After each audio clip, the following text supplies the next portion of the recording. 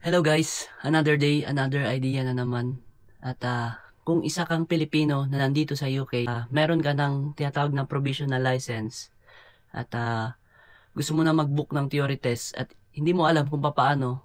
Ito guys, itong video na ito para sa iyo ito at ituturo ko sa iyo ang step by step na ginawa ko at disclaimer lang, ito ay aking experience. Pwede mo itong book itong theory test sa cellphone man yan o sa laptop or computer man. Let's go!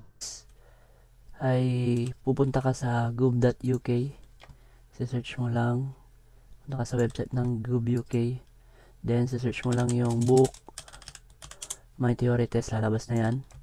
Tapos dito book your theory test, ito click natin. Tapos ayan, kailangan dito sa pag-book ng theory test ay una yung UK driving license number mo, which is yung nasa provisional driver license, email mo, at saka i-ready mo na rin yung credit card mo because afterwards ng pagka-fill up mo ng form o pagka-book mo, magbabayad ka na agad ng 23 pounds. Ayan, so start na tayo. Ito, basa tayo ng konti dito. Tapos, do you need to support for your theory? Lagi mo lang na no. Details of person taking the theory test. Ayan, nakukunin na yung details mo. Kung ano yung nasa provisional driver license mo, yun din ang ilalagay mo. For example, birth date. Tapos, sa last part ng details is yun na nga yung number 5 doon sa driver license mo na 11 digits, 16 character license number ang kailangan. Email nyo dyan yung email address nyo. Next, pag na-complete nyo na yung details nyo, i-enter nyo lang yung email address nyo. For example, kung lalagay ko yan email address ko, confirm email address, ngayon may security code na lalabas doon sa email nyo. At yun, meron akong nakuhang verification code ito sa email ko. Ayun, yun yung ilalagay ko.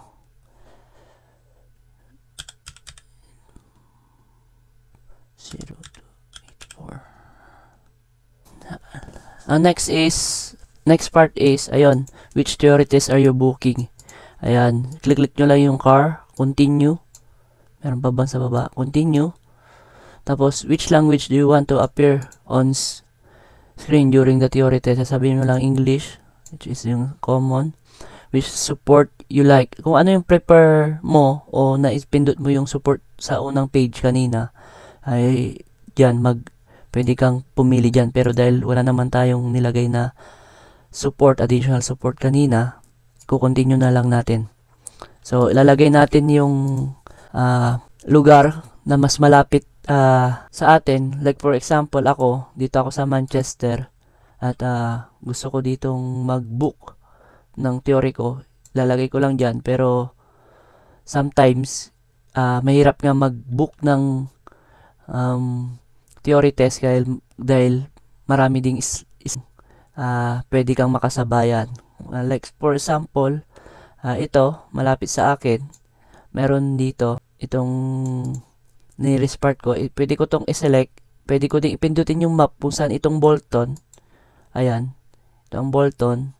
Ayan, meron din dito yung mga prefer na lugar kung saan yung mga available na slot for the test. For example, malapit sa akin ng Bolton, 0.2 miles lang. Isa-select ko ngayon yan. Tapos, nasa inyo kung ano yung available or mas convenient na date sa inyo. For example, maglalagay ako dito ng May. Ano ba ngayon? March. Maglalagay ako ng May 5, 2025. For example, tapos i-continue ko kung may available na slot dyan. Pwede kayong mamili, pero kung wala namang slot, yun lang. Parang sa pinili ko, Monday, May, no slot. Pero sa Tuesday, meron silang tinatawag na 12 slot. Sa Wednesday, 12 slot din. At hanggang yan, Sunday lang ang wala. So, yan. ikaw mamimili ng slot. As long as na merong slot dyan na available, pwede mo siyang i-book. At ayun, kung may napili ka na, kunyari Tuesday, napili ka na, pwede ka ding mamili kung anong time ang gusto mo. Kunyari malayo ka sa area at gusto mong umalis ng bahay ng morning 9, gusto mo ng alas 3 or alas 2 para makapag-chill ka pagdating kung isang oras man yung biyahe mo. Ayan, pwede naman. Click ko lang tong 2. Ayan, lalabas sa susunod, lalabas na ngayon yung iyong details at proceed ka na sa payment. Ito yung mga details mo na pinalapan kanina. Diyan makikita mo test details, 23 pounds, May 6. Pwede mo siyang i-double check, pwede mo siya pang i-change kung gusto mo at nag-aalangan ka sa time at date na yan. At pwede mo din siyang, pwede ka mag-change, pwede pang ma-edit as long as na hindi mo pa nababayadan. Complete the payment process within 13 minutes. So, within 13 minutes dapat makapag-process na tayo at makapagbigay na tayo. Kasi if you, sabi dito, kung hindi at nag-exceed ng 30 minutes ang paghihintay nila, hindi nila ito ipa-process at makakancel. At you may still be charged. You will have to start booking again. The test slot of your we're trying to book may no longer available. So, yun. Kasi nga paunahan yung slot. Ayun. Hindi ko na pwedeng i-continue to kasi hindi naman ako nagbubuk at done na ako dito. Ayun. Susunod na dito yung payment. Ang kukunin na yung details ninyo. Tapos, I think, kung di ako nagkakamali, makaka-receive kayo ng receipt sa email ninyo. I-share ko sa inyo yung booking reference na na-receive ko nun sa email ko kung nung nag-book ako ng theory test ko. So ayun lang, sana nakatulong. Maraming salamat. Keep safe.